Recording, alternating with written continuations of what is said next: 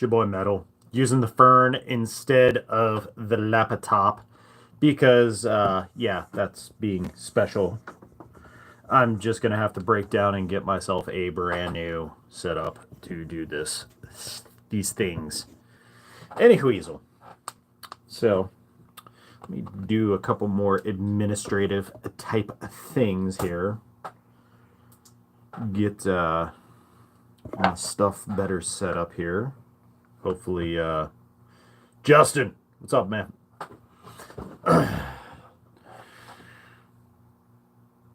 Busy. Can't get away from the busy.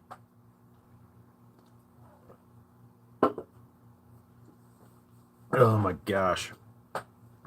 The unfortunate part about having to use the phone is I don't. Seventh Stone, what's up, man? KP Heathen, welcome, sir. Trying to get my dang stuff to actually keep my light on here, and it just... Kenny Corso, welcome. Trying to do stuff here, and it's like... it's just one of them days.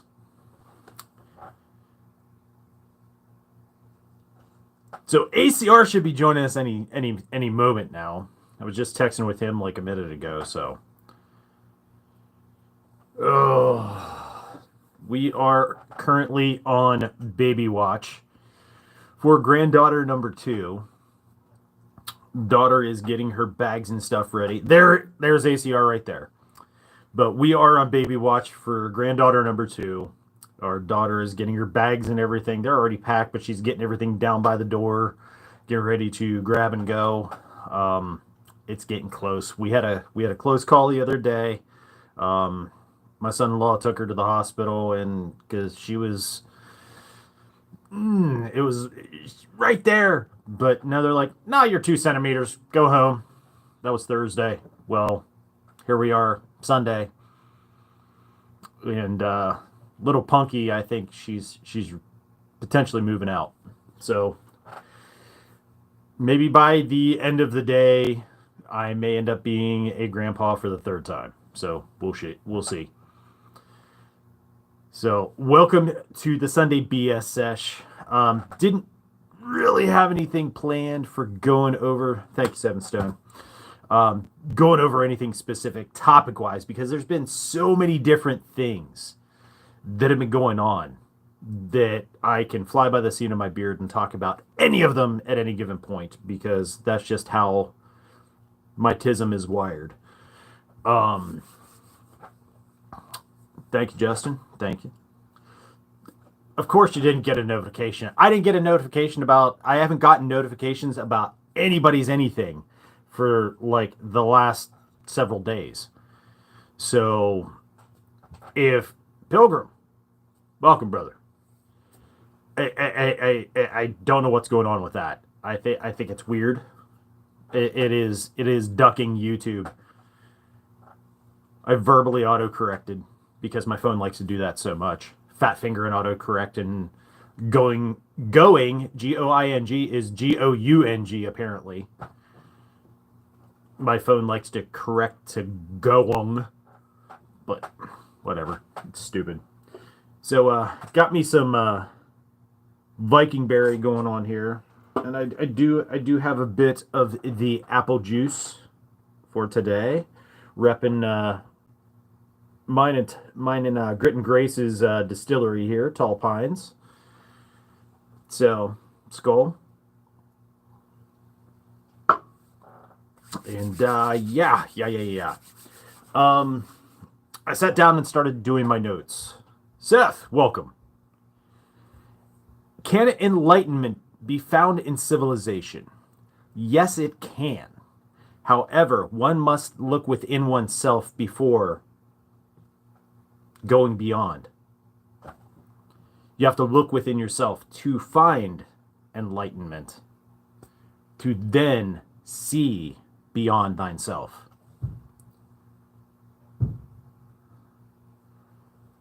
I don't understand the Arabic, but I see it look like a monkey. Hi, monkey person. I'm gonna call you monkey person because that's cool. Sun Wukong, the Monkey King. But just trying to get into some stuff that's going on. I sat down after Whiskey Wednesday. We had Josiah Covert Breakout on there. Awesome Whiskey Wednesday there. For those who haven't watched that Whiskey Wednesday from this past week, definitely go back and watch it in replay crew, because there's a lot of value in what we were discussing on Wednesday night. That being said, I went into the realm of Tactical Todd. The toddler, man. The guy that's all about the guns and the gear, and you have to buy like $25,000 optics for your rifles. Otherwise, you're gonna suck, and you're gonna die, and you need to have like 40 ARs, all the same. Yeah, Tactical Todd, the toddler. I wanted to cover that more in depth. And so I went on a rant and writing my notes for the podcast. And the bullet points took me 6 pages. So I haven't even gotten into like the actual like current events and happenings as far as episode 64 yet. Pat, welcome, sir. So I'm going to be getting into that next. Whenever the baby does come, we are not planning on racing down to the hospital right away, because it's going to be a madhouse, and it's like an hour and 45 for us to get to the hospital from where we live.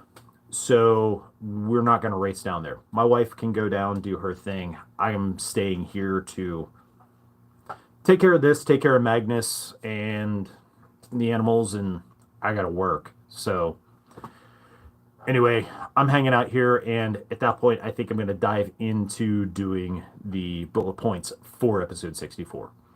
Been doing work here on the house, getting the family room all set. Did electrical yesterday. Ran a bunch of wiring, put in wiring for the surround sound, have it all pre-wired in and labeled up, ready to go. Then whenever I get the surround sound installed, then I can just hook up the speakers and already have the wire in place. I don't have to do it all then. So I did all my pre-wiring, did a bunch of other electrical swap outs and stuff like that, and upgraded some things along the way. So yeah, what ACR said. Just do like you do with ACRs live, and just tickle that like button. But no need to smash it. We don't need to smash things here. We're all civilized and cool and chill. So we just tickle the like button a little bit. You know, get in there and do that. But looking at the time and temperature of things with the community, and sitting down last night, it was pretty late. I was up way later than I wanted to be. But I was kicked back in bed, and I was on Mad Shad's live, and what those guys were talking about there. And yeah, with everything that's going on. You got China and Taiwan. Putin came to Alaska to talk to Trump, and that whole thing with Ukraine and Russia. Plus, we're looking at all of the Middle East conflicts, too. I'm just going to sum it up there. Looking at the Middle East conflicts and the threats that we face here in the U.S. from the external sources, from the north, from the south, from the east and the west. At least we have a buffer to the east and west because of the water in the oceans. But there's an often overlooked weakness in our belly. And I'm not saying the southern border itself. What I'm saying is the Panama Canal. Who is it controlled by? Who is it owned by? Who has boots on the ground there? Who has the money tied up into the Panama Canal currently? Not who has. You can look at the history of that, and I've already covered the history of that in the podcast. And I've talked about it here on Sunday BS Sessions before. But the Panama Canal,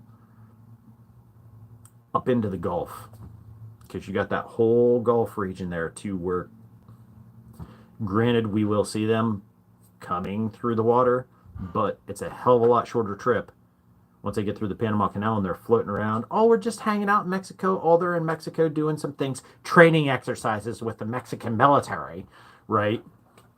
or they're Venezuela, or they're, you know, there's always going to be something where somebody is visiting or doing a training exercise, right? But there's the underbelly of the US right there that is also susceptible. I mean, shorter range ICBMs coming off of a ship, once you hit that Gulf, they can make landfall easy and fast. So that's something to completely be aware of as well. I think we need to work on this. We need to work on this, how we look at things. We need to shift our paradigm and not be so hung up on what we are spoon fed from social media, the government sponsored influencers, the talking heads, so to speak. Don't step yourself back from looking at a president or an administration as being on one side or the other. Because if you haven't figured out that they are all self-serving, we got no help for you. That's very simple. Don't look at them as one side or the other. Look at it as that's its own entity occupying our government and our nation. Make sure you are expanding this, your skills, your knowledge base. Sir Bobbert Hamathi was also on the live too, and had brought up about, you know, ham radio. If power goes down, if we're needing to get information during an SHTF, radio network and radio relay is going to be key and crucial. I have talked till I am pink, purple, red, white, and blue in the face about folks picking up 2 books. Just 2 books are going to help you immensely. Guerrilla's Guide to the Baofeng Radio by NC Scout, and Guerrilla's Guide to Signals Intelligence by NC Scout. Guerrilla's Guide to the Baofeng first. It should actually be called Guerrilla's Guide to Radio. He talks about the Baofeng in there, but the book gives you amazing protocols on radio, RTO, the whole way around. Guerrilla's Guide to Signals Intelligence second, because you're going to have a fundamental, bad dream, welcome sir. You're going to have a good fundamental, I'm not even messing with the light, good fundamental working knowledge of radios and how they work and what to do. Your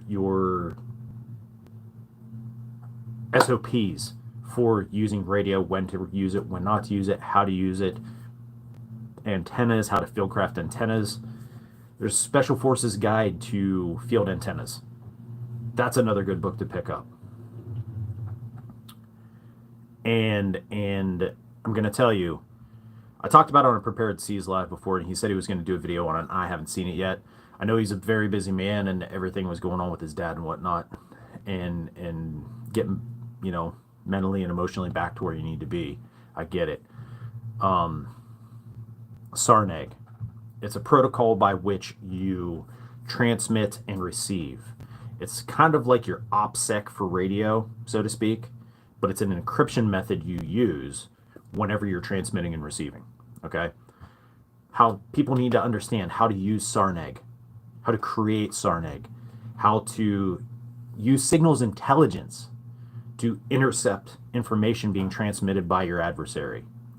It may not be intercepting something from your adversary. You may be intercepting something from a mag that might be a little bit further away from you, and you hear them talking about something, and you're like, they're coming east. Well, we're east of them, so And that's the thing, is if you suck at comms, that's where your weakness is, and you need to beef it up.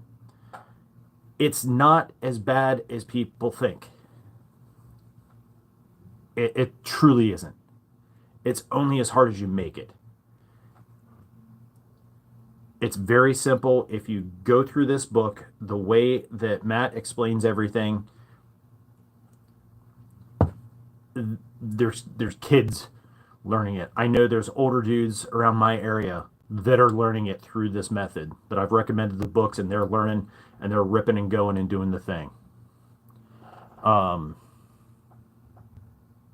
CBs are definitely still relevant. CB, I have a plug and play CB. You can even get hand CBs now. That my plug and play, I can plug into the cigarette lighter of the truck. I have a Velcro mount, and I have a magnetic antenna I just throw out the window or throw up through the door jamb to throw on the truck. CBs are a very underutilized tool. I've had conversations with Joe Dolio, Tactical Wisdom, about that stuff. He's in with the Sons of Liberty on Radio Contra with NC Scout, and we've commented back and forth about that kind of stuff and had sidebar conversations. Like, CBs are very underutilized. A lot of stuff now is going digital on apps on your phone, and the truckers with the Blue Parrot headsets and all that kind of stuff, they're leaning more into that than they are the old trucker mics, right? They're called trucker mics for a reason. Ham is not that difficult. It really isn't. Maybe sometime I will do a live, and I will directly address radio operations. I am not a radio guy. I am not. There are guys that are far better at that crap than me. I can program your radios. I got my program cables here and Chirp set up on the laptop and all that kind of stuff that I can do that. But it's more valuable to grab that thing and ham jam that stuff. Like, literally type this stuff in. That way you're not relying on a computer when you're out having to deal with the stuff.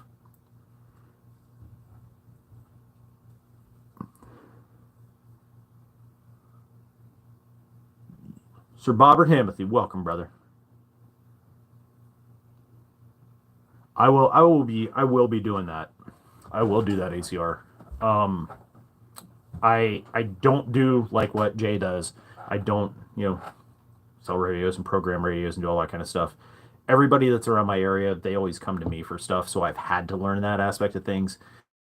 And dealing with IT stuff and dealing with electronics and electrical. I was helping Sir Bobbert last night for a while there. But, I'm not an RTO guy. I am not an expert when it comes to communications. But I have a good working knowledge of them. Do I have dual antennas, dual leads on my plate carrier? Yes. But I don't necessarily always need that. I do it because there's a certain group that I am bonded with that live a little bit further out from me, that they use some digital comms. Levi, welcome, sir. So I have a digital radio to be able to communicate with them, but we can also, since we're in two separate areas, but we're in radio range, we can take and we can share APRS data between each other. That's like sending a picture message or a email file back and forth between your handheld freaking radios. You can send pictures, you can send video, you can do data bursts. Data bursts may last 10 seconds, and I can put a lot more information in a data burst than I can just Metal 01 to covert breakout number 2. How copy? Covert breakout copies. Go ahead, Metal.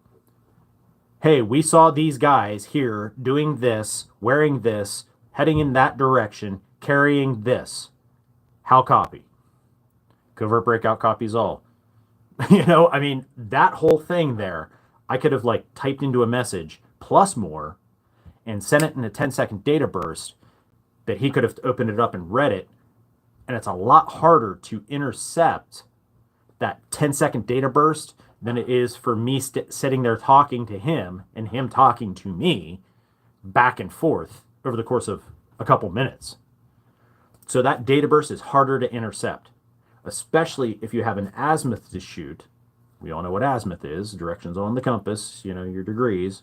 know the azimuth that you need to hit, which if you got a group like that, you probably should figure out the azimuths on stuff. Anyway, figure out your time. Develop your pace plan. Develop your comms plan.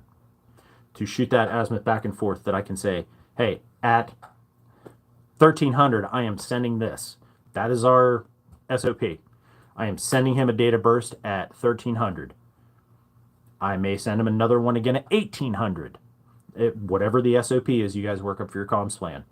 That he knows he's going to get his data burst from me, and then he'll send one to me at 1500, and then at, say, 1900. So they're all broken up.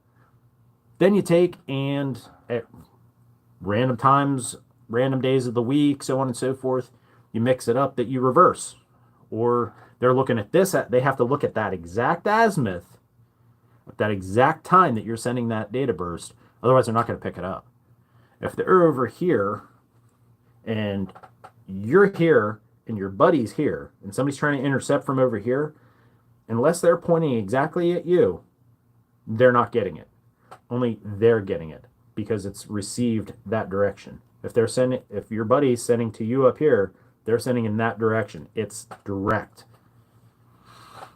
So something to just keep in mind. Learning this stuff is very important. Same goes for CB. CB goes all out and around. Says his band. But that FRS they talk about, that's just your standard walkie-talkie frequencies. There's no license needed for any of that. So you can actually practice this stuff on the FRS frequencies, talking with your buddies, things like that. Going out for a hike, going out riding quads or dirt bikes or something. Go out and do the things and use the damn stuff.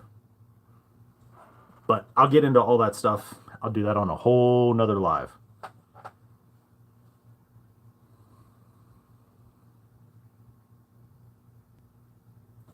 And by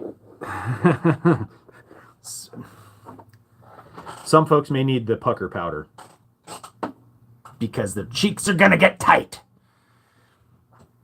Stay away from mesh networks, mesh-tastics and all that kind of stuff. No matter what, certain folks are like, oh, get a mesh network. Mesh networks are great. Oh my gosh, we can create our own network and blah, blah, blah, blah, blah. And it's encrypted. Yeah, we've popped those with SDRs. Sorry. We've used SDRs, we've used the spectrum analyzers, and we have stomped all over their crap whenever we're dealing with mesh networks around here. So no bueno with a mesh network. It gives you, if you're working, it gives you a working system to utilize at your fort living room, so to speak, for your main encampment that never moves. It gives you a good Wi-Fi network, kind of, so to speak, there. But if you're taking it mobile with you and trying to connect back to that, it does leave a ton of room for stuff getting intercepted. Just saying. It can be compromised. If somebody gets their hands on that node that you take out and you drop, so you set up your repeater network from that base camp mesh, you're kind of hosed. All it takes is one. Because all they got to do, they don't got to mess with it. They just got to tap into it, and then everything, all the traffic on your entire mesh network is in their hands. And like Connie Corso said, the simplest is the best. Peer-to-peer. Peer-to-peer. If you're out, you have one person back at your home base you are talking to. Bloodshed. Welcome, brother. If you're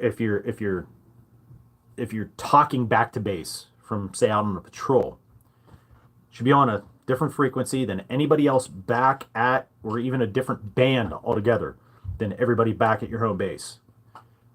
You guys should be talking on a, say, separate, say, home base, you're using FRS1, 462562. But you're out, you have a patrol out. That patrol, maybe, they will be running on GMRS, right? GMRS3 instead, something completely separate, different band, different frequency range altogether, that they are talking back to there, and then you have somebody sitting at a TOC, so to speak, Tactical Operation Command, or Technical Operation Command if you don't want to get all militaristic. You use brevity, as Robert said. Use brevity. Use your Sarneg. That's where all that comes in. I will get into this stuff later, but that's not why I'm here today. I just kind of took an off-ramp into this stuff because, well, I can.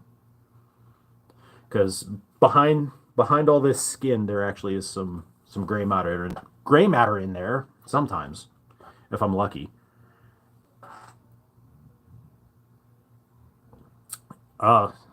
So hunters in your area are probably running MURS.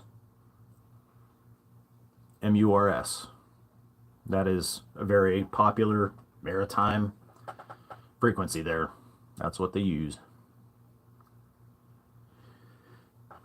Got the apple juice from out there. I believe it's a High West whiskey. Nope, it's a bourbon. It's a bourbon. It's a little bit sweeter, but I'm just doing a little bit. But my main drink of the day is the Monster Viking Berry juice. Love that stuff. Blackberry, delicious.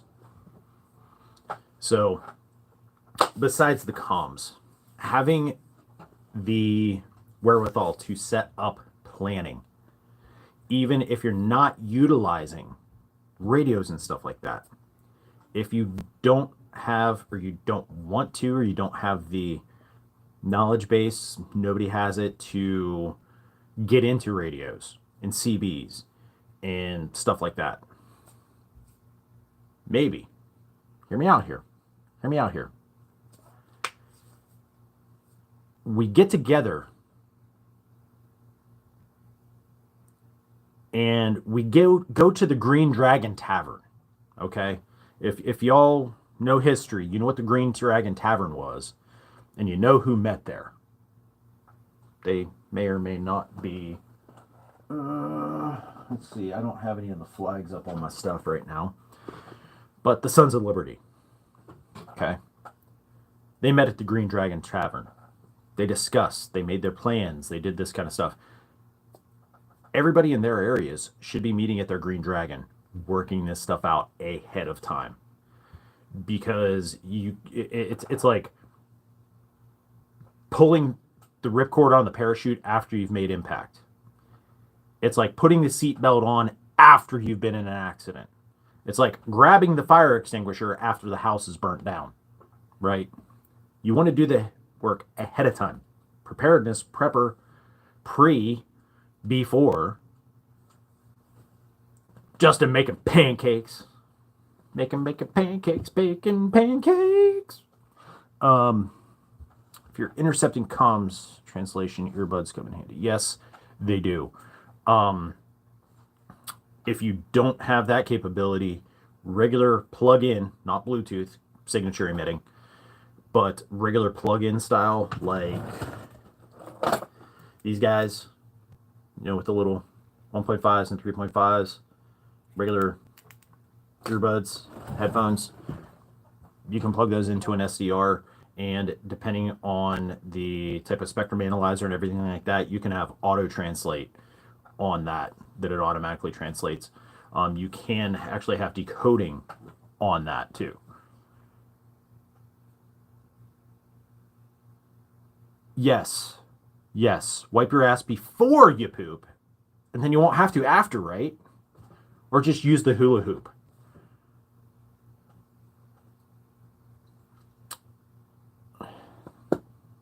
Yep. So discuss these things ahead of time.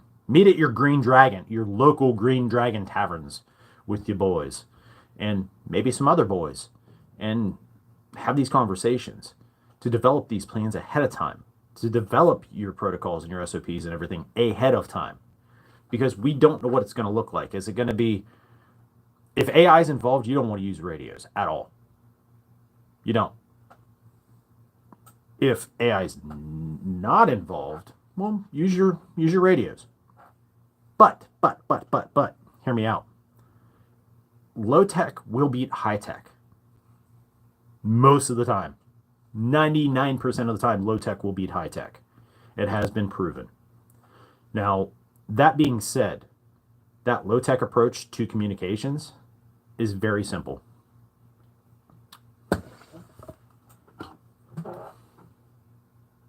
Right here. Right here. I can write a message. Yeah, translating earbuds really don't do any good if they are speaking with brevity, if they have code and brevity. You'd have to have a codex usually to break it. I could say grandma's house. None of you guys are going to know what grandma's house is. You're not. Because that's something I've developed with my boy band here. Me and the rest of it in sync. And we can know what grandma's house is, but you guys have no clue what grandma's house is. I could take like Risky Krisky and do this, and they know what that means. You guys don't. Of course, he told us that it all means lesbian sea turtles, but literally make up your own codes for things. And that's the stuff you discuss at the Green Dragon, and you can put it in writing. Now, that being said, how do you convey that information during such a time? Well, you have drop points. You have hidden drop points that you've put on a paper map. Everybody knows that the blue dot means the drop point. Here, here, here, here. Here are your drop points. 4 of them, north, south, east, and west of your location. So that way if somebody has to flank and hit the south one when they normally hit the east, well then guess what? You're going to have somebody check the south one, check the east one, check the north, and check the west. Maybe they had to come around this way, but you need to get to that way. And you can have Pony Express style drops where if the message isn't for you, it's for the next guy over. You take it from your west, you put it in the east. You have an inbox and you have an outbox, just like a freaking email. I'm passing this along. This is out to you guys. This is out from so-and-so. We have got ours. We're passing it on to the guys to the east. We have got ours. We're passing it on to the guys to the west, the north and south, and so on and so forth. Creating your own mail system. Pretty straightforward. If anybody gets it, they're going to intercept that paper and they're going to read it and be like, what the fuck? Huh. I have no idea what freaking barbecue bacon bourbon burgers means. What, they're making bacon burgers? What? They're not going to know, but they know that, hey, this. Ah, the enemy is going to have no idea. But if you guys met at the Green Dragon, those guys and those guys are going to know. Those guys and those guys are going to know. Conversation, making plans ahead of time. You could take and put draw the bat symbol on somebody's mailbox and use it. But on your map, blue dot. You could take and have it a red dot, a green dot. It doesn't matter what signifier you use. The point is you have it marked on everybody's map, your actual map, to physically see what's there. Here's a nice tool. One of these. Right? One of these. A little organizer, right? I lost mine, so my lovely neighbor gave me her extra one for when she was in the Air Force. But you can set this up how you want it with your maps. I took everything out of here because I'm getting a bunch of new stuff that I'm putting in here, so I stripped it down. Just kept my roller and my clear stuff in here. But no, having something like this that you can put your info in for that stuff. Take it. Josiah, good to see you, brother. Having something like this is awesome. If you don't have something like this,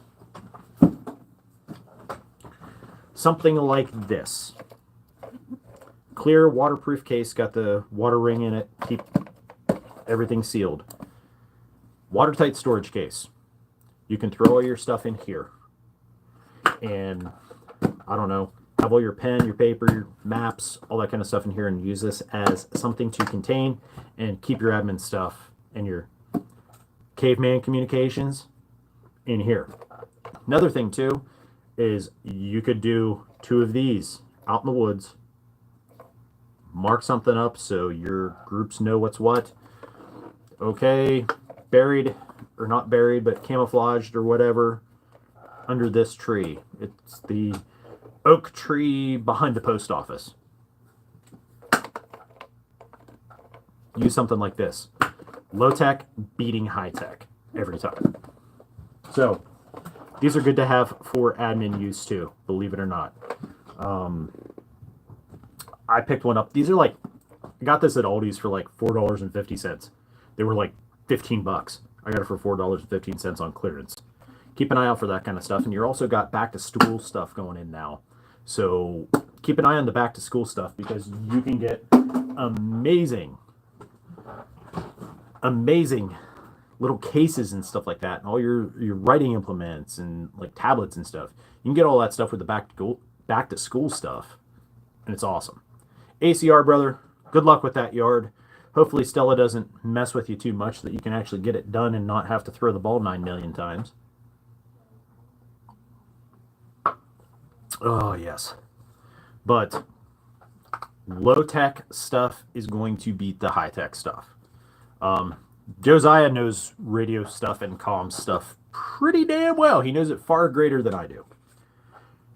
I have learned a great deal from Mr. Covert Breakout himself when it comes to communications. And I think that having a good handle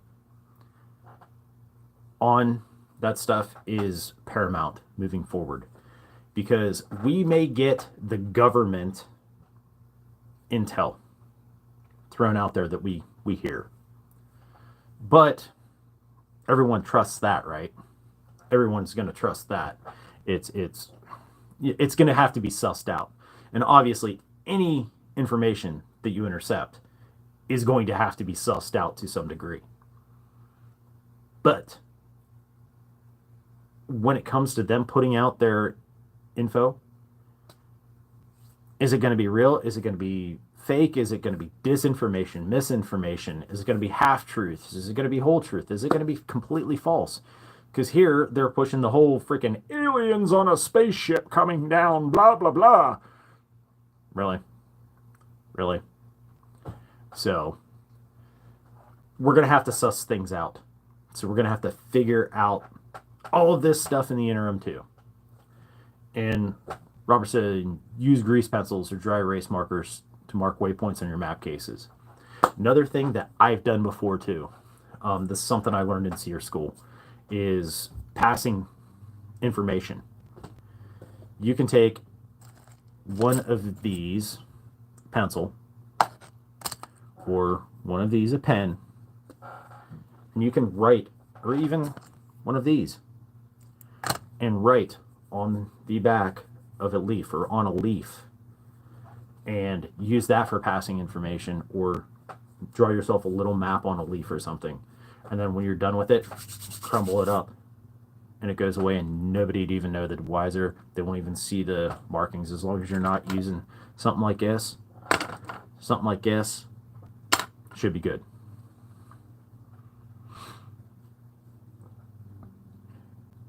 Well, Covert Breakout, we both know the Tactical Todd is the first one that's going to die of dysentery along the Oregon Trail. We know this.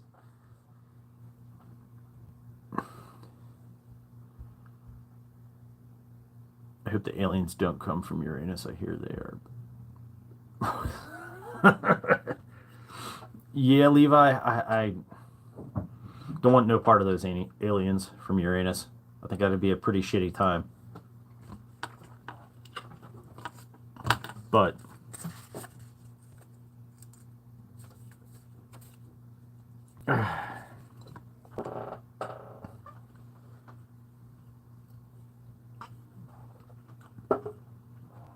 something else I've been rolling around. I have my regular phone, Here, my normal phone. I use that on my daily. I use it for this. I've used it for all kinds of different stuff. I use it as a tool. But I have another phone here that I have a number and phone set up for the Tin Man stuff. The actual like calls for orders and dealing with customers and stuff. But it's currently a flip phone, just like this. But there's so many times that I wish I could turn this phone into this phone and live my life so much simpler. Bobby B, welcome, sir. Welcome. Look at how things were when we used this type of phone. You know, the old flippies. Back whenever we had, let's say, as I look at my drawer full of junk, I gotta go through these things. Back when we had these, things were a whole lot simpler. And I have to even say, back whenever we had this style, if I don't drop it and shatter it, back whenever we had this style of phone too, the little slide to the side, yeah, back whenever we had that kind, stuff was a lot simpler. Stuff was a lot better. I loved the flip phones. I did not want to leave the flip phones. I have here somewhere an LG Versa, which was like a first gen smartphone, kind of like the LG Dare, but it had a flip out it had a case and it had a flip out keyboard that you could text way more efficient with the keyboard. Actual keyboard versus virtual keyboard. I misspelled far less words on the real keyboard than I do on the virtual keyboards. Just saying. But I misspelled less when I was texting like this too. It's kind of like cursive. This was kind of like the cursive element of phones. But we actually had to call people. Do I want to sit here and hit these buttons 875,862 times to send a message, or do I just want to call the person and have personal interaction with them? That's where we were. That is the truth, Robert. Cell service was far greater than it is now. But I'm looking at this hardcore. These specific phones, these Kyocera Duraforce phones, they're ruggedized, they're all rubberized, waterproofed, all that kind of stuff. I have had this for years. I used it for a while. And it was my bat phone. When I worked for AT&T years ago, when I was managing the store, I went and had a customer that bought this because he was going on a hunting trip. He threw a SIM card in it and he took it with him because he didn't want to take his brand new phone, smartphone, whatever it was, with him on this hunting trip. And he was going to do a fishing trip right after that. So he took this. So whenever he got back, he walked in, he's like, dude, this phone is done awesome. I love it. I am so glad you recommended it. He's like, if I didn't need to have a smartphone for my job, he said, I would totally just keep this phone and be on it. He's like, here's the phone, here's the charger, here's the stuff for it, it's yours. I'm like, no, it's okay, I can't return it. And he's like, no, I'm not returning it, I'm giving it to you. I'm like, oh, cool, well, thank you. Would you want something for it? He's like, no, I got my use out of it. We gave it to me. It was like, it's absolutely brand new. I think he made 2 calls on it, right? I went and I got a prepaid account at a different store with a different phone number. Went and got this guy and I set it up as my bat phone.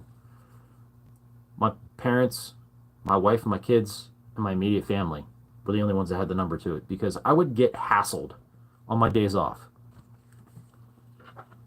Hey, this customer did this. Hey, this customer did that. Hey, could I have this? Hey, can we do it? Like, and at the time, like, I think whenever this went down, I wasn't even the manager. I was just a dude. but I would constantly be getting badgered. So I'd leave my cell phone at home and I carry the bat phone.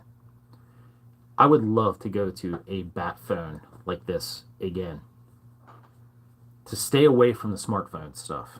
And I know, as Josiah said, the new flip phones, the new style flip phones, they carry AI in them and they have the apps and the tech and all that stuff. This guy, thankfully, it doesn't, has basic stuff. I love this. This is not a 5G phone, thankfully. This little guy is definitely not a 5G phone. You're limited because they keep killing the old networks off for the new ones. But I got 4G LTE here. I'm still going to have decent signal. But I have something to work with should I need to. Yes, Bloodshed, I do stock up on food. I make my own MREs. I was talking a little bit in Twins Live there about doing the eggs and stuff like that, dehydrating them and all that kind of stuff, and then drying them out after they've been smoked. And once they get dry and they get all crusty, you take and have to scrape them with a spatula off your tray, put them in a blender, pulverize them, turn them to like a powder. Then you can mix them up and reconstitute them later on to make actual like mountain house type eggs. I've done that for years. Food stores, gardens, local butchers. Like, I don't buy my meat from the big box stores and all that stuff. We end up doing the local butchers and getting our stuff that way. Because where I live here, I can't have all the land to have the animals and all this and all that and get into animal husbandry and everything. So we do what we can with what we got, and we do pretty well with it. My first phone was a bag phone. Yeah. I was driving about an hour and a half every day back and forth between where I lived and where my tech school was. And it's up over mountains and harsh winter and all that kind of stuff. So my parents pushed me into getting a phone. I had the first gen phones, like the old cellular ones way back in the day. And it didn't work for shit. You could literally be standing right where there was supposed to be like perfect signal, and it did not make a call. Would not receive calls. Nothing. They tried a different phone. It didn't work. Like, oh, it's not powerful enough. So then they gave me a bag phone, and I had that for about a week, and it sucked. So I got rid of it. Those first gens that we had in our area were terrible up here in the mountains.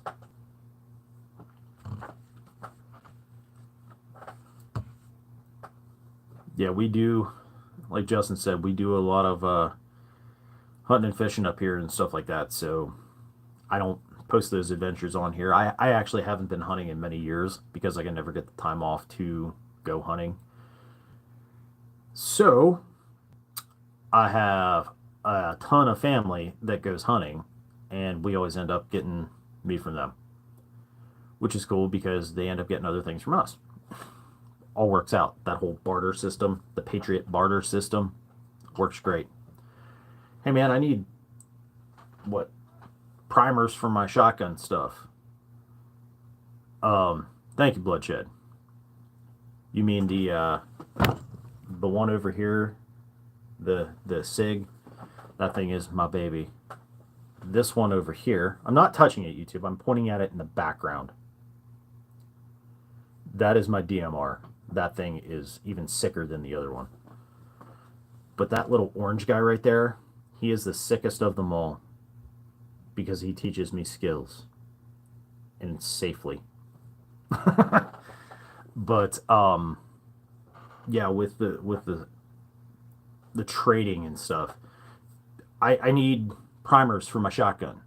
Well, I need powder for reloading 5.56. Hey, I need some extra nails or copper fittings, or I need some solder.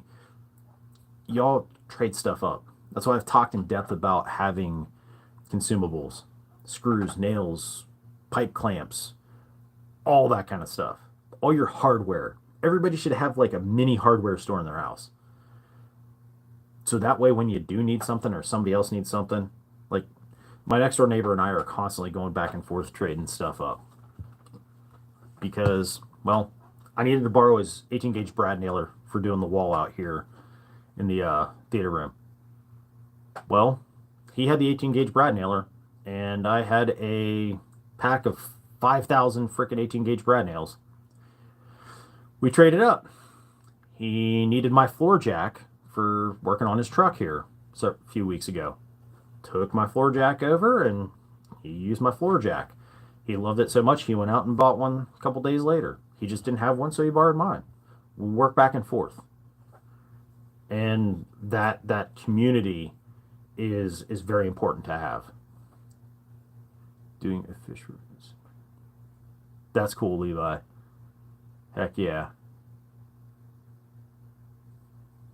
And see, that's something we got away from doing, the whole cow and like buying quarters and all that kind of stuff, because the people that we used to get from they like got out of it. They ended up retiring and so on, and their son took over the place, and then he shot the price of everything like way through the roof. And he started kind of leaning into the whole progressive style farming, if you will, the Bill Gates style farming, if you will, Microsoft meat. Yeah, he started leaning into that stuff, and we were like, no way, no way. There's another farm that we would get from, but they have astronomical prices on their stuff, and there's no reason for it. Definitely got greedy. So we went away from them, and our local butcher here actually has better pricing than everybody else around. And they get their stuff from a local farm that supplies a few of the other butcher shops around, but they won't say who it is because they're trying to stay low key to keep. They don't sell to individuals, they just sell straight to these markets, these butcher shops. They're cutting all that out, not dealing with individuals because they got hosed over by individuals in the past. So they just deal directly to the butcher shops.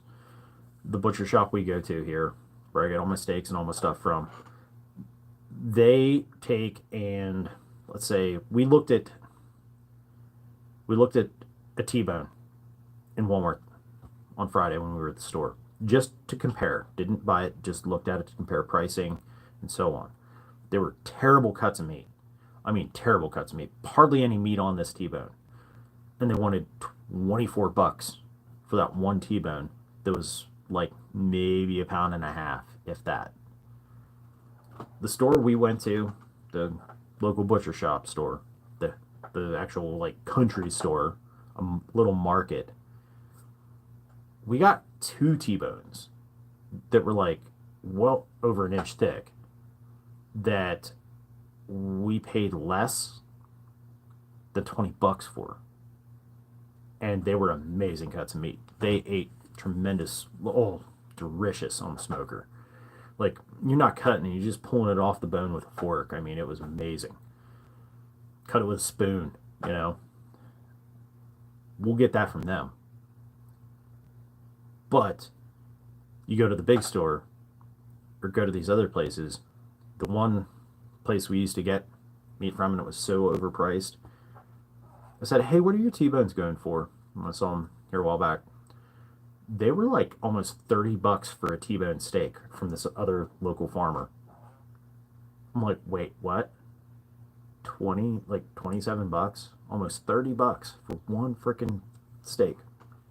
Now, we were talking in ACR's Live about fast food. I bought those two T-bones for like around 20 bucks. We'll just call it 20 bucks. We picked up a couple of the big baker potatoes. We had vegetables already, you know, gardening and such, and trading and such. We paid far less for two people to eat, for me and my wife to eat, than what we would have paid to go to a place and for me to just eat alone, or for her to just eat alone for one meal. Two people got fed far less what would it cost one out in the wild blue. Cover breakout. Take care, brother. Tell the wife I said hello. Love you guys. Hope all's well. We'll get together soon, man.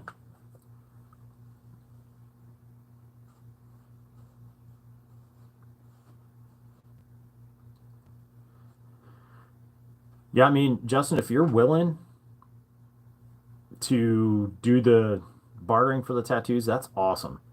Our buddy that does tattooing here locally, I say locally, he's still about an hour away, but he's a good friend of ours. He does that too. He he's he's a little bit ahead of the curve as well. He would fit in well with this community here on the YouTubes. Um, but he does do bartering and trading. He has traded, like, he's a musician, he's a drummer, played in bands, all that kind of stuff. He's into the guns, preparedness, and stuff like that.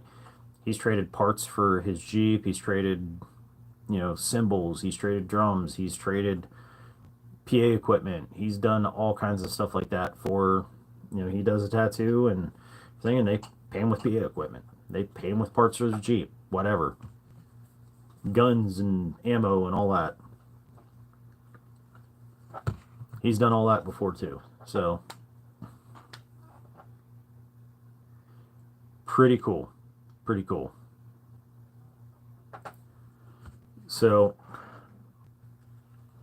I said earlier in the live, we are on baby watch for the daughter giving birth to the second granddaughter. I'm not going and running to doing that because I got a bunch of stuff I'm trying to do here. Plus, we're trying to build our entertainment center and do all that. Got one of those cool entertainment centers with the fireplace in it. It's electric fireplace, but you can change the LED flames and all that kind of stuff, and ambient lighting there with that. And it's got a remote to it, thankfully, so I don't have to get up and go fiddle fart around with this. But it's something that, if it's electric, it's something I can actually run off the generator. And it would actually, between my wife's fireplace in her office and that fireplace, we could heat the entire downstairs here. Dual fuel stove upstairs so we can cook off propane or natural gas. My furnace on the other side of this wall where I'm looking at you guys, I can dual fuel it. I can also run it off the Jenny. So that's pretty cool.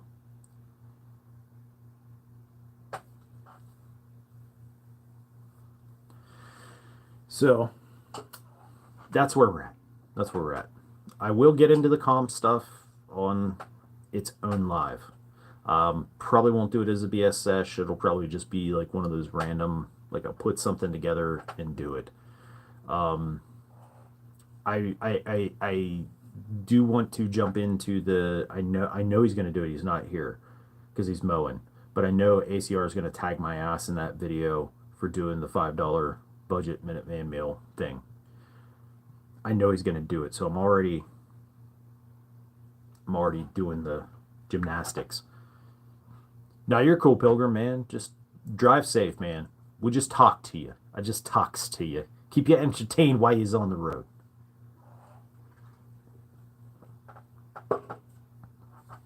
But yeah, I got to put that entertainment center together, get it ready.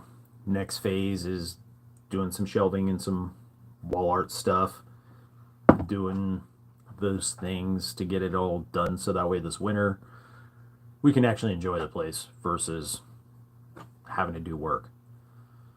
But yeah, it's always projects, it's always stuff.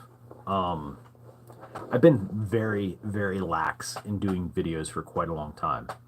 Last thing I think I did video-wise was my stall iron. I did a review on the Swiss Tech stall iron, bushcraft knife, field knife, whatever you want to call it. And yeah, I'm very slack on doing videos. Spend more time doing the podcast. I reach a really large audience with that, and I found value in getting information out versus doing the fun videos that I like to do. So I'm sacrificing the fun stuff for the important stuff. Because I'm here to tell you, if you want to find a video on something, you'll find it here on this platform. somebody out there has done a video on something that you will see. Ain't nothing new for any of that. So I kind of stepped back on doing the videos to focus on the podcast. And Bobby B, take care, brother. Good seeing you, man. I'd rather do the lives and talk with you guys in the chat and interact in that aspect, and do Whiskey Wednesday with Andrew and talk with you guys and interact in the chat in that aspect. Put out the short last evening while I was out smoking the burgers, and listen to that song, Simple Man. And some stuff that has happened this past week to me, with me personally. Instances I found, straight up through prayer and being spoken to, I have found that, when I was built and I was programmed. Howdy, neighbor. Welcome. You'll be happy to see me. I'm drinking my apple juice out of one of these glasses today. Good old Howell Pines. But no, when I was programmed and built, you have the fight and the flight. I wasn't really built with a flight. When I was younger and stuff had happened, I could never run away. I just didn't. It wasn't that I was too stupid to run away. No, everybody else is running away, and I'm like, I'll face the problem head on rather than getting chased down, right? I always, kind of like Twin says, always forward. That was me. I don't have a flight. But then you add in all that other stuff with the military programming and all that kind of stuff. You get attacked verbally, mentally, emotionally, spiritually. I face it head on, and I don't pull punches.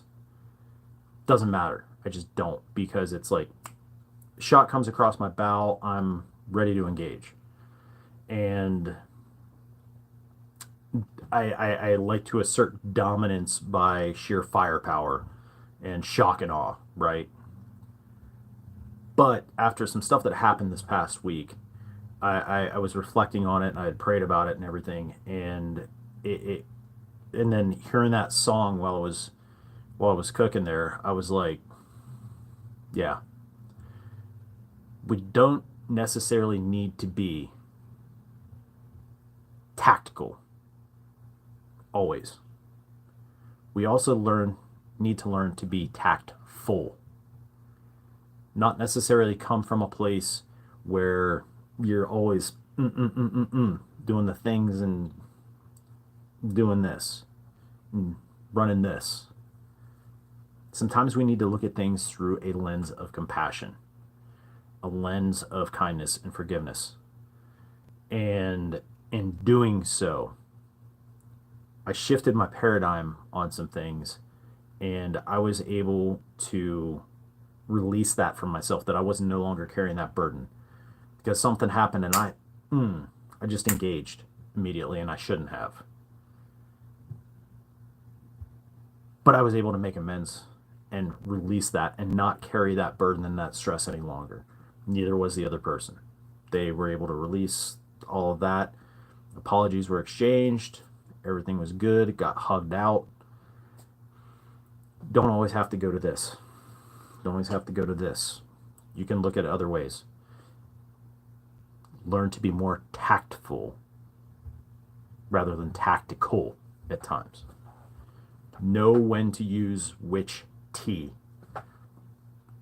Don't always be tactical, Todd. Always having to have the high-speed gear and all the top-end stuff that the flannel daddy or the skinny jeans told me to get, cause you're gonna die otherwise.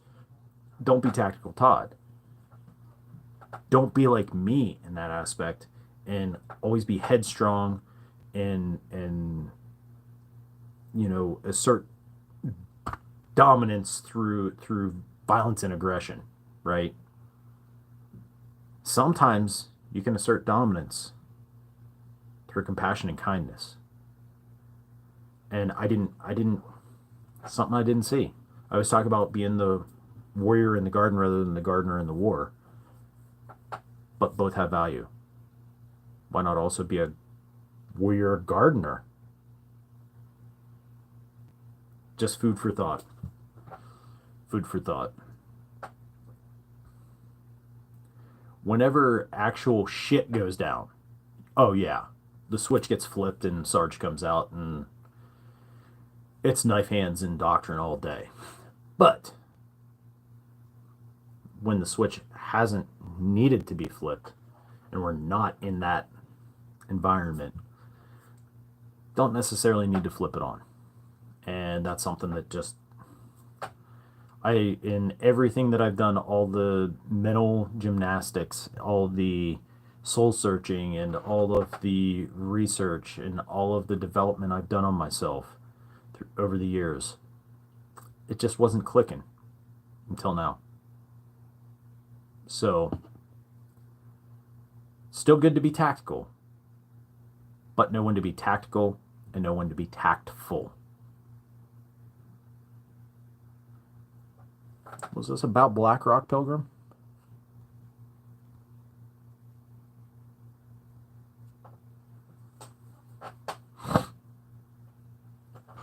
Yeah, Justin, I did the same. I lost my mom in 2018. I lost my dad, or lost my father-in-law in 17, my mom in 18, lost my dad and my dog, my Great Dane, in 23. Just lost Obi-Wan. Like, it's like we've been hit hard over the last several years, and I had to learn to deal with a lot of that stuff. And because growing up, it was just me, my mom, and my dad. You know, I have 3 half brothers that are older from my dad's previous marriage. I'm close with one. My oldest half brother, I'm very close with him. But, like, when I talk about my brothers, some of y'all here have been brought into the long distance brothers, but, like, locally here, my best friend of, like, 35 plus years, that's my brother. He was my best man. I was his best man. He and I can go a couple weeks not talk and just pick up right where we left off. I'm his son's uncles. Our kids look at him as the uncle. We're close. Same with Reaper that I did the Warrior Collective with. We've been friends for 25 years. And we're close like that. That we've been family, And, like, of the blood that I have some blood out there I'm actually close with. Talked about my cousin in Wisconsin and his family. I'm very close with them. They're very close with me. But of my other blood, those 2 dudes are, like, literally, my kids call them uncle. Their kids call me uncle. I mean, that's just how it is. But having those kind of people and not having my parents, is very difficult for me because I was very close with my mom, and there's a hell of a lot of my mom in me. I'll put it that way. And no, it's very, very difficult whenever you're dealing with that kind of loss, especially if you're very close to somebody.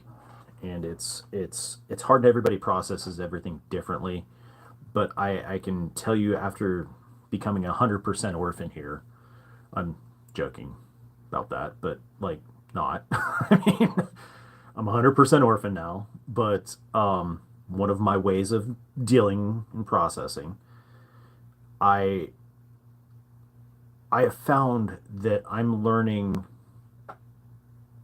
all kinds of lessons from them, even though they're not here anymore.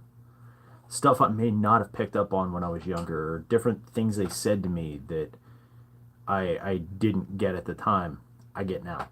And I'll tell you what, my mom is still, to this day, even though she's been gone since 18, she is still teaching me lessons every dang day. And I'm like, really, Madre? So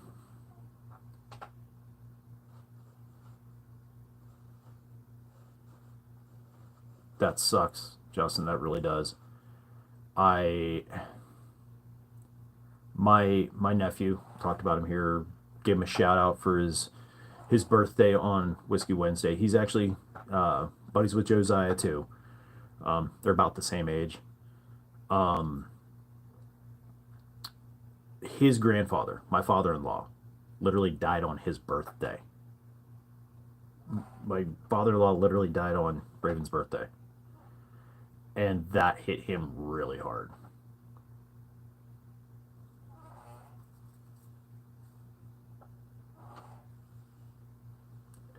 Hey man, that's how it goes, dude. That's how it goes. I mean, not that there's like bad blood between me and my family or anything, or my family and me. There's no bad blood. It's just I just rank way lower. I have all kinds of family around me here, like all kinds. And if I want to see any of that family, basically I just go to Aldi's or I go to Walmart and I end up running into them. And we talk and everything else, and there's no bad blood. Everybody's cool. Love them dearly. It's just we're not close. That's all there is to it. If they needed me, I'd be there in a heartbeat. But we're just not close like that. There's just no bad blood. Just we don't. We just don't.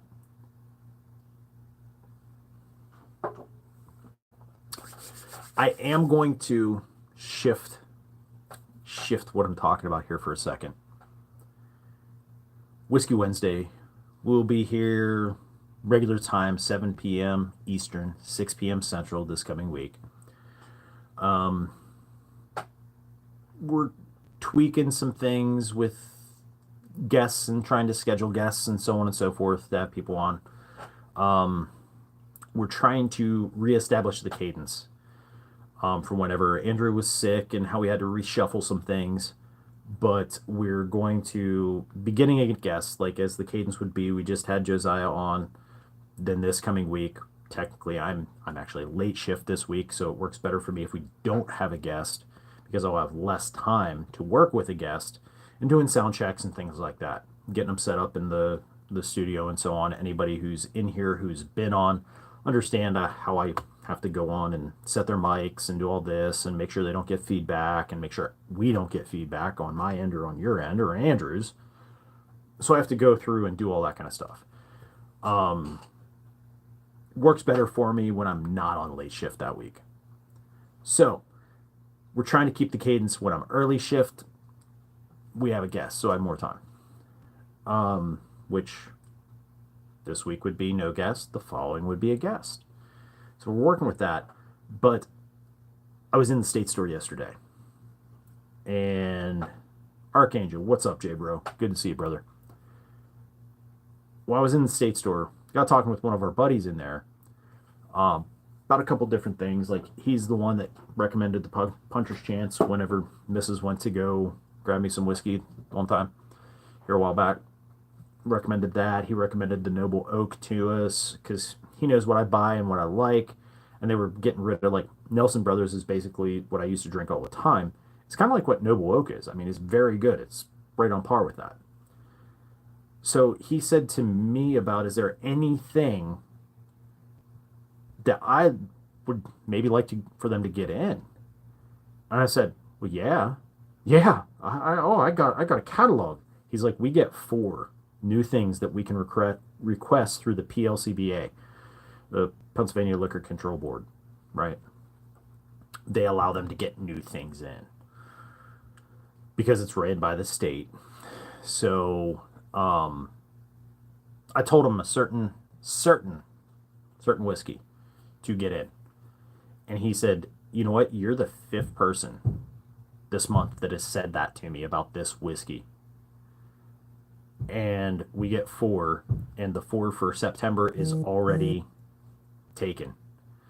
They have already submitted the 4 for September, but he is putting my recommendation as number 1 on the October order. So I'm hoping that they can make that happen for October, because then in October I will have a very special whiskey to lead into fall, and I cannot wait for it. Cannot wait for it. I've been wanting to do this one for quite a while. And it's gonna be really cool if they can make that happen for me. What's kind of neat is they're actually getting in wines from the Pacific Northwest. Randall, good to see you, sir. Welcome, brother. They're able to get in these wines from Pacific Northwest, specifically out in Krista's area, that, you know, they're able to get in here, like, you know, Columbia Valley wines and stuff. So I'm like, okay, cool. We're getting that. Now get some of this stuff. Because they've really gotten wine heavy there. I'm like, beef these up. They're going for like these $80 and $100 bottles of whiskey and bourbon and stuff, and these high-end tequilas and vodkas and rums and all that stuff. I'm like, get back to what's good. Get back to what's good. Get that whiskey in here. Get that whiskey. So I'm hoping that he ends up coming through and getting that whiskey, because that would be amazing. Totally amazing. Like, there is one type of whiskey that I am looking at spending like $100 on this bottle. I don't do super high-end stuff. Like, I keep it on a budget with the whiskeys and so on. Same with cigars. I keep them on a budget. But there's one bottle that I'm looking at, and it's like $100 for the bottle. Both the wife and I agree I'm gonna have a bottle of that at one point, and it's gonna be like this super rare occasion that I touch that stuff.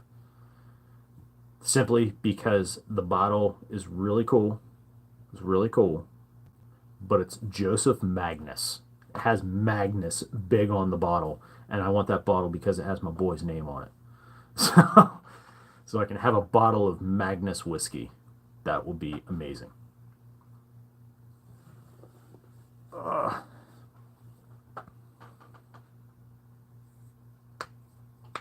mean, I really go for like the, you know, personal tie-in stuff. The you know, as like daughter's name or dog or cat's name or her name or my name or whatever on it. I'm like, oh, that's really cool. And I like, you know, I'll get whatever. But yeah, I really want that Joseph Magnus. It's like Joseph is real little print and then Magnus is big print. I'm like, it's perfect. Perfect. Now that I got the bar done, well, mostly done, put it up on the shelf and have it up there for the very, very one-off special occasions. And if you are not already, Whiskey Wednesday, we had Covert Breakout. My good friend, extended family, Josiah on. He only has a few videos up there, and he had said that, you know, he's, now that he did Whiskey Wednesday with us, he's more inspired to do more videos, which is awesome.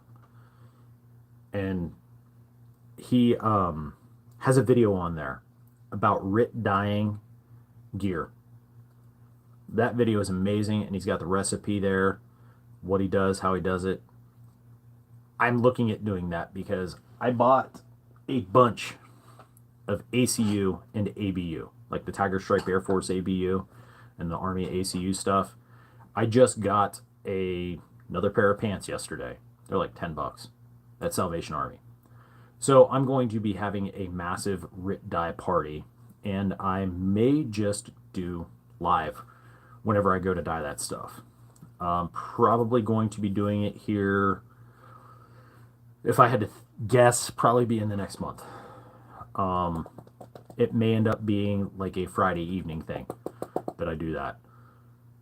Just because I want to. Thank you, neighbor. Much appreciated.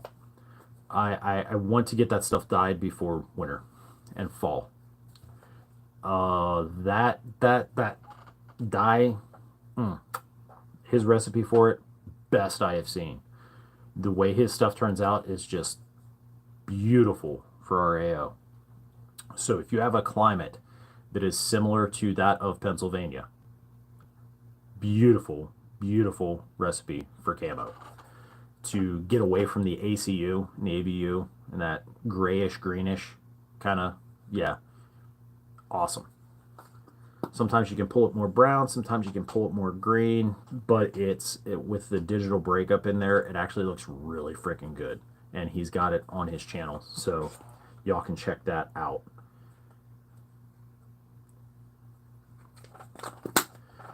Tell him to load the lip again. I chew way too much. I use those Zin pouches, like, you know, when you can't. I don't want to be spitting all the time, but they don't really have the that chew has. So I like my straight tobacco, so I tend to lean more into it, but Zin pouches do work good in a pinch. Same with like the on pouches. I like those because they're caffeine and nicotine both, and they have the coffee flavor, which is freaking spectacular. But yeah, I've been chewing way too much. I need to cut back and stop all this nonsense.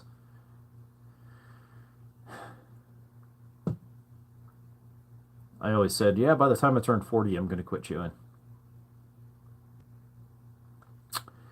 Well, I'm past that. I'm well past that, so I'm a little late.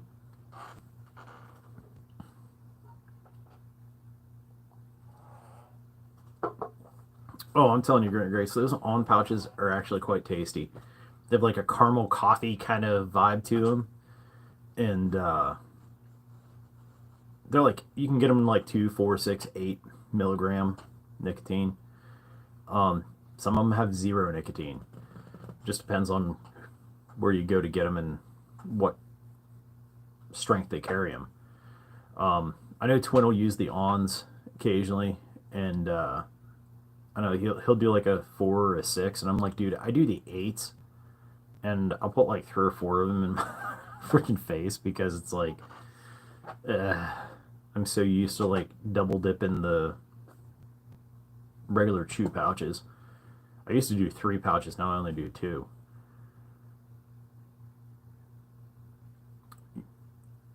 But I will say with those on pouches, they do have the ones that have like the caffeine to them, and I upper deck like the Zins and the caffeine pouches.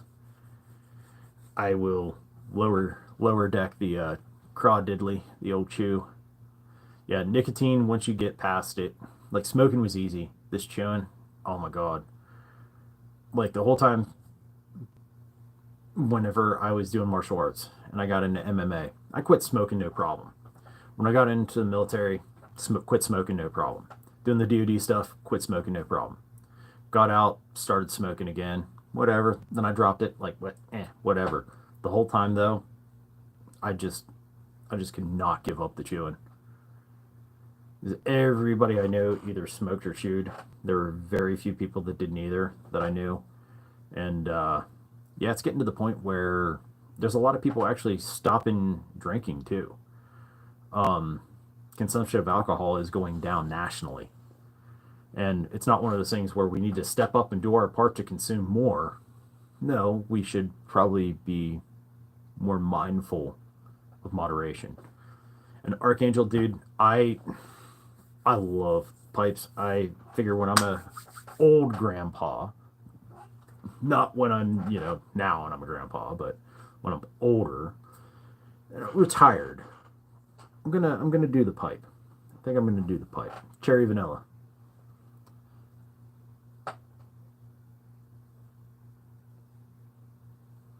Yeah, it's for certain people. Some things hit them harder.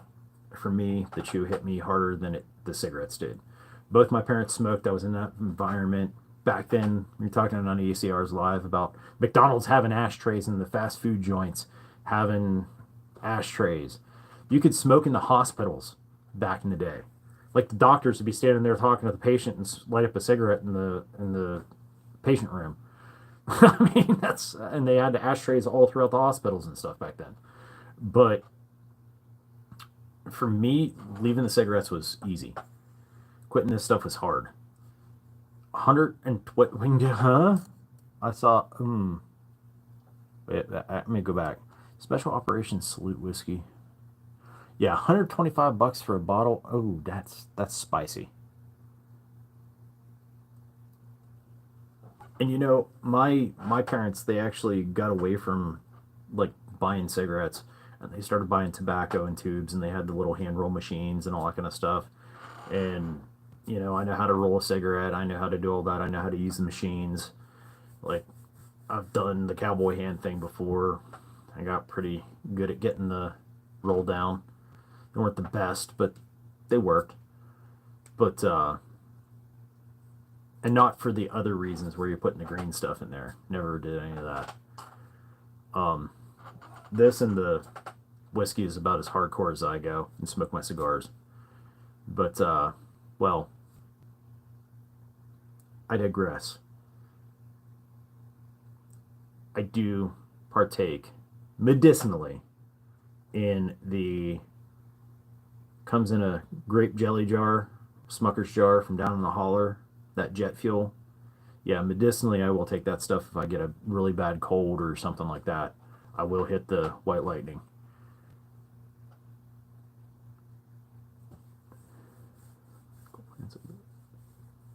Yeah, there are some medicinal plants that not necessarily smoke yourself, but there are medicinal plants that you can smoke like, you know, kind of like incense around, and it helps to open up your sinuses. It helps to do all kinds of different things. And I know some of the medical plants grown in the wilderness can be smoked too. There, Archangel.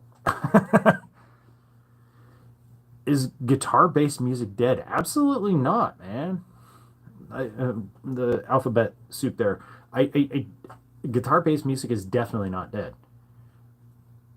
Ask DJ the Metalhead Mercenary. He'll tell you. I'll tell you, because I am a drummer. How about that? So I know my room's an absolute freaking mess. I've been focusing on everything else but me and my stuff. But no. Mm-mm. Acoustic and guitar-based music is definitely not dead.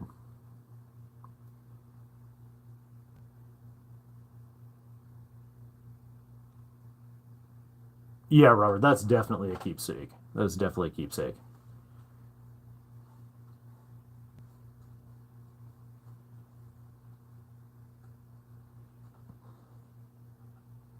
That's very cool, though.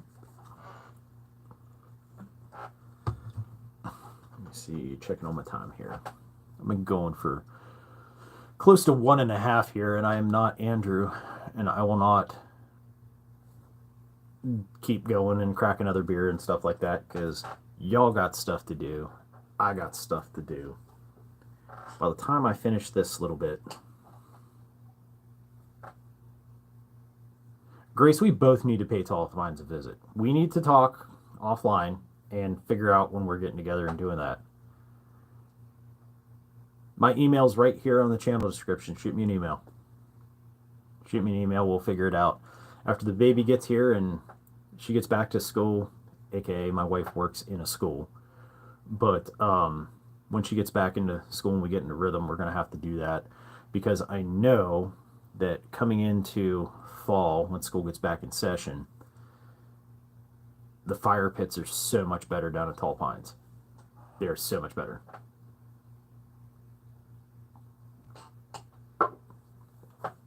Plus, we can still get out the cornhole down there, and I think they got some good food trucks lined up for this fall. I have to call Josh and ask him, but yeah, I think they have some, which I need to call him anyway. But I think they got some really good food trucks lined up, and I think they have that like pub thing going on down there. I haven't been down there in quite a while, but like normally it's just like texting or talking with Josh and whatever. We just haven't made it down there. I haven't been down to the ATF in forever either, which it's coming into winter. I should probably get down there, see what they got, and get stocked up for winter with the ATF. For those that don't know, the ATF, Alcohol, Tobacco, and Firearms, I joke and I call this gas station, beer distributor, liquor store, tobacco, and then they got all kinds of like sporting goods and a crap ton of ammo and obscure off the wall ammo and like weird calibers and stuff you can't find anywhere else other than online. I call it the ATF because they got alcohol, tobacco, and firearm stuff. Hell, they have scopes there. They have like Magpul furniture for your rifles hanging on displays in this convenience store, which is like good on y'all. So that's why I call it the ATF. It's definitely a unique place, that is for sure. I'm glad it exists. There's a buddy of mine looking for 5.7. He could not find 5.7 anywhere for his pistol or his other little tool he has. And, well, I found him a bunch of 5.7 there. My one brother was looking for 300 Blackout. Could not find it. I found it there for him. And, yeah. Another buddy has a DMR that he built that is in 224 Valkyrie. He could not find 224 Valkyrie anywhere. So, I found it for him there. Yeah, 5.7 is definitely getting harder to find. My other nephew, we'll call him the Bull, because he's the size of a frickin' bull. He's not human. He has to be a Nephilim. He has to be a Nephilim. He is that big.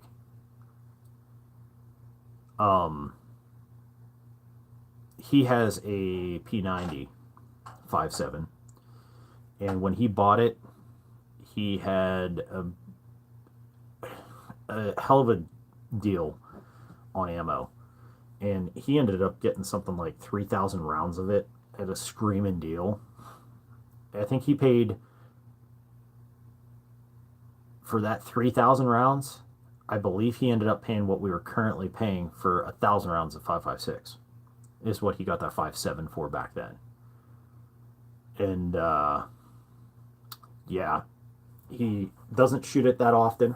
He's trying to hang on to the ammo, but he said, hey, you might be good to think of something like that for like your travel gun, and have the 5.7, like 5.7 Rock from PSA or something like that for your pistol whenever you're out. He's like, no, I'm gonna just carry my Legion.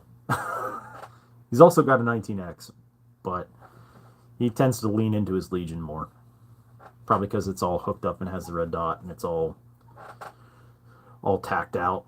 Because he always wanted to have an all tacked out gun, and he's a left-handed shooter, so he ended up getting that, and it was able to be left-handed, so more power to him.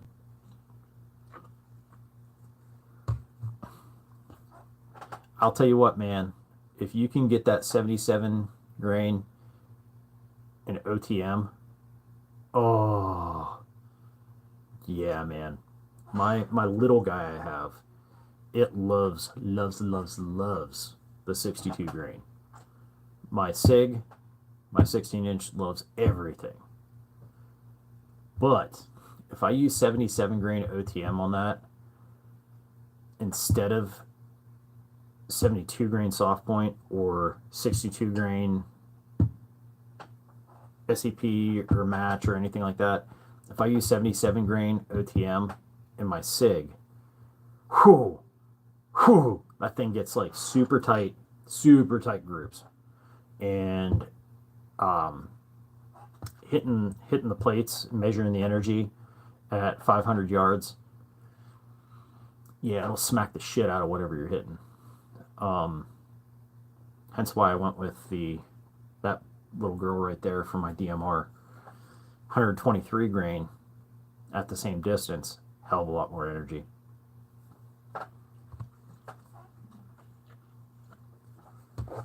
Yeah, 77 grain, and depending on your twist and all that kind of stuff, it can, and your powder, and a lot of varying factors, obviously.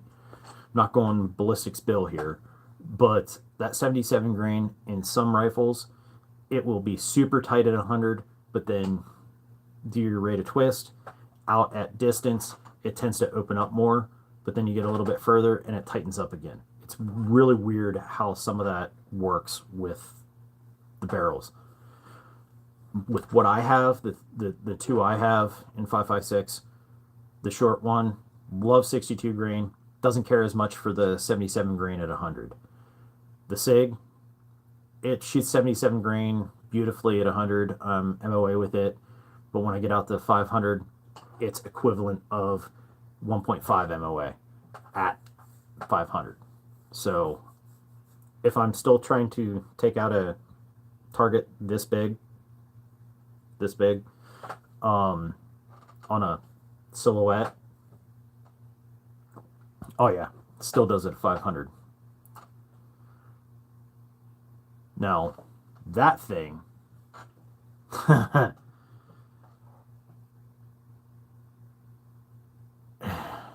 don't even know how to explain that thing. It's a Bear Creek, right? It's not some super high-end rifle. It's a Bear Creek. But they let me mix and match parts whenever I was speccing it out, right? Back then, they were still fairly new and willing to work with their customers a lot. So I was able to spec it out and get it that it wasn't a pre-made rifle, that I could mix and match different parts to make it. That Grendel, or Gwen as I call her, man, she sings. She got a beautiful voice. Beautiful voice. That red dot that I have on the 1 o'clock, I'm not going to grab it like I did in my first live and be dumb. I've done the DMR video. That red dot, cheap little Amazon red dot that I just threw on there to have something on there to see if I like that concept and how it worked on that rifle. Bought like a $20 freaking ADE or something little 2 MOA red dot. Put it on that 1 o'clock offset, and at 100, it's shooting MOA with that red dot. I will say I have had that thing on there for like 6 years. And I have tried to kill it because I figured it was going to be a $20. Try it before I get something better, right? Don't spend a whole lot of money if I'm not into it. I put it on there and it's not dying. I can't kill it. It's a stupid little ADE $20 little wing wong ding dong China freaking red dot open emitter, and I cannot kill it.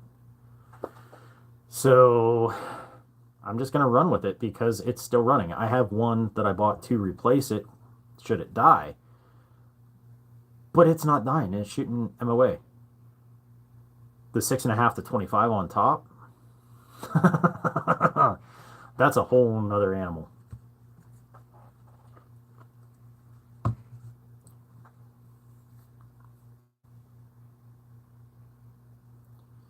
Bad Dream, you know Geisley comes out of here in PA, right?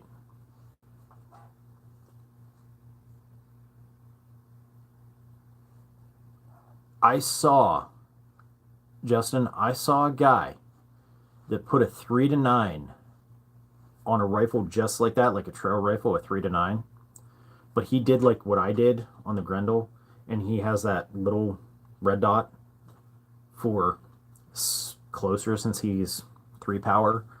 And that little freaking 223 bolt action, oh, that thing freaking cracks, dude. And I still am live. I'm not going 5 hours. I'm not like having all kinds of issues and multiple drinks. I'm still nursing the little bit of apple juice I have, and I'm still drinking the Viking berry. It's only my second chew.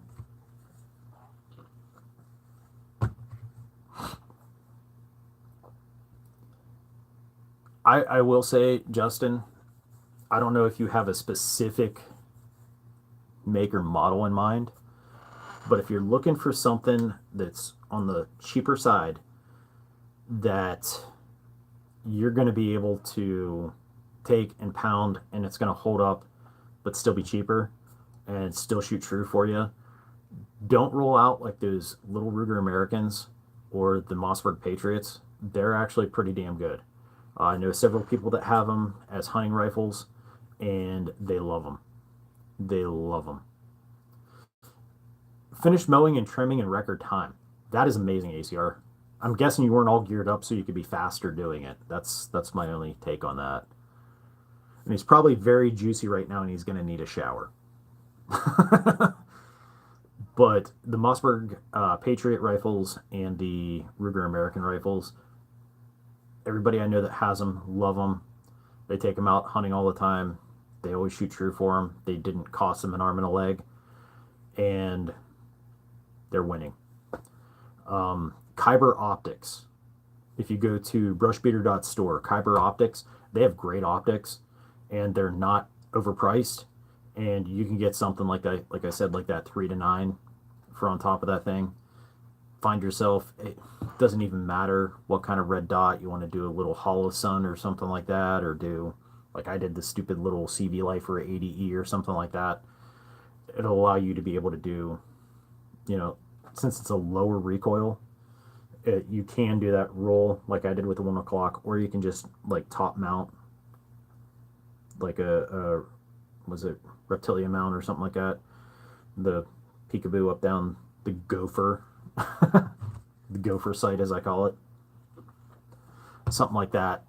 So that way you can engage closer if you need to for a trail gun, and then you still have the 3 to 9 power with that. You can reach out.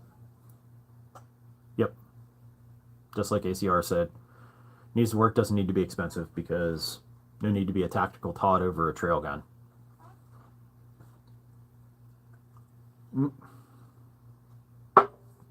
Skull, folks. These two rifles that I buy me have the 2 videos on them. Talked about them at nauseum. I think that Grendel, I'm just over $1,000 with everything. Sling, magazines, optics, stock, grips, hand grip, light, bipod, all of it. I think I'm like maybe like $1,100. The SIG, it was close to $1,000 for that rifle, because I got it on a screaming freaking deal. They were going for $1,400 at the time, and I got it for like $980. That thing, I probably have maybe about 1,400 into, magazines considered, from like one loadout. I consider those guns done when I have at least 8 magazines for each one of those guns. So the Grendel, for having it done to be effective in my eyes, 8 magazines. Same with the SIG, 8 magazines. So I'm encompassing that number with the 8 magazines for each of those rifles.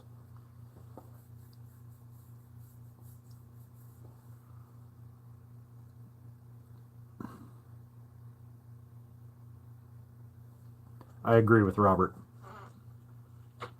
If I'm doing something in that caliber realm, I will go with 5.56. I don't do 2.23. I have some buddies that shoot 2.23 wild, but I'd rather just do 5.56 and not pay for the name. Just saying. Working on the cooldown. Light aerobic activity. Did you do your stretching before? Do all your stretching and limbering up before you went to do your yard work?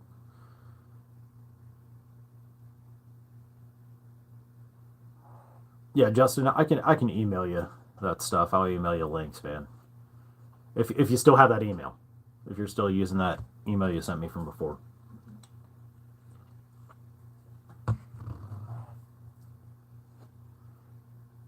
I don't have any links for Brush Beater, but Matt always has good pricing on that stuff anyway. And you're supporting, one of the go-to guys for our community, just like Prepared Citizens, supporting him. It's just like that.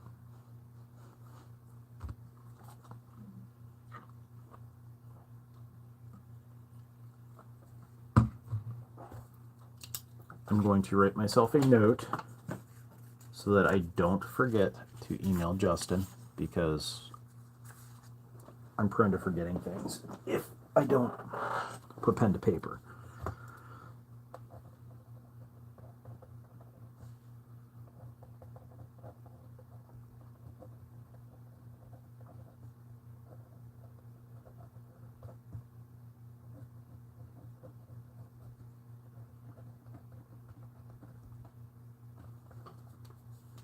Got it.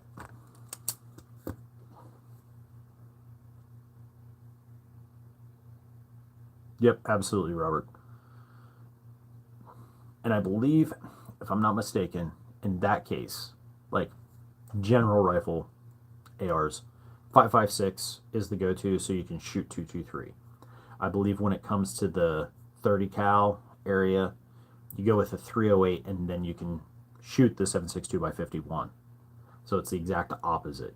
You don't go with the standard, the SAE in the AR. You go with the metric. But if you go with the 308, you go with the SAE instead of the metric. It's like when I first got into that stuff, it was told to me, because I understood the SAE and metric for wrenching and working mechanically when I was young.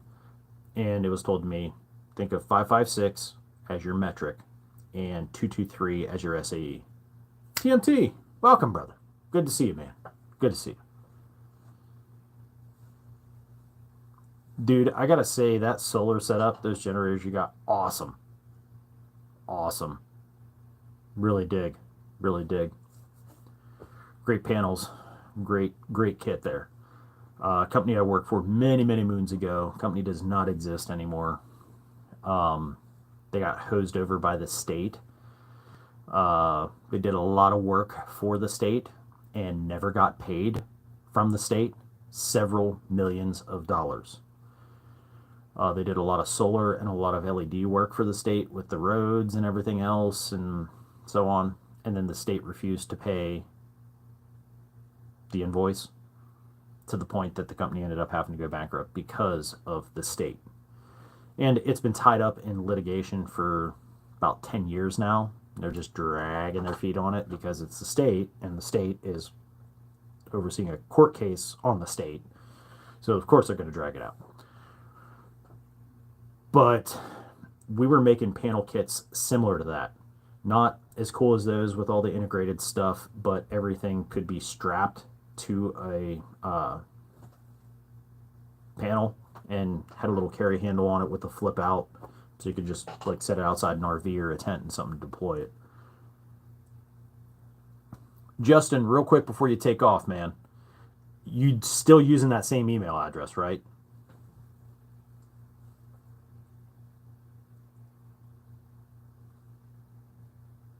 That way I know where I'm sending the info.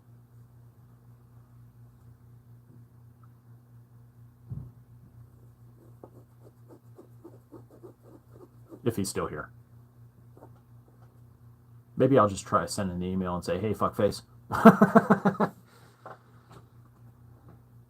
Okay, cool. Very cool. Very cool. Yeah, I'll kick that off here a little bit later today, once I settle down from doing all the stuff. So I said at 1.5. Oh, you have a new one. Hopefully you still have mine. If not, it's right here on my channel description. Shoot me one and I'll shoot you one back. Yeah, message me from the new one and I'll hit you back from there. But yeah, I was gonna shut her down at about 1.5 here. I have finished this. Well, there's still some poison in there, enough to make the numb. But I think I'm gonna get ready and call this here because I got stuff I gotta do, and time waits for no man. So guys, thank you for tuning in. Thank you for coming and sitting down with me. Yeah, the poison is something that I started doing, and a couple other guys started doing back in the day when we were doing like sear and stuff like that. Is you have a water bottle or something, you always have like that little bit of soda or tea or drink left in the bottom of the bottle or the bottom of the can, and you always keep that poison, as we called it, to wet your whistle should you need. So I have little teeny tiny, just something to wet your whistle. I always keep that around in like a glass or something until I'm completely done with it. Drip drop does save lives. Grit and Grace, have yourself an amazing day. Much love. Hit me up, Grace. We need to get together down at Tall Pines. Just saying. Bring the fams. Have a good time. And I got into the comms today. I will do I will do a live. Not on a Sunday, not on a Whiskey Wednesday. I will do a dedicated live to what I can speak as eloquently as I can to the comms from my perspective. What I have used, what has worked for me, the different SOPs, and so on and so forth. I will do that. I'm not going to get overcomplicated with things. I'm just going to try and keep it as simple as possible. But I will give me some time to put something concrete together so that I can cover that for the everyman. Okay? I will do that. That is something I will do. I have it written down. I will definitely do that. That is on my punch list. Okay? But make sure that you're tuning in for that Whiskey Wednesday this week. Don't know what we're going to get into. I sometimes Andrew and I, we just don't come up with a topic, and it just comes to us while we're here in this space. Sometimes we come up with an amazing topic ahead of time. We have. The Weather Wizards, that was awesome. But we're going to come up with something. Definitely something. And y'all will see it Wednesday when you tune in. 7 p.m. Eastern, 6 p.m. Central. And yeah, we'll be here for it. So make sure you're tuning in then. Y'all have a great day. Get to doing your things that you need to be doing. Work on this stuff. And yeah, we'll catch you for Whiskey Wednesday, folks. Until then or the next time. Metal out. Toodles.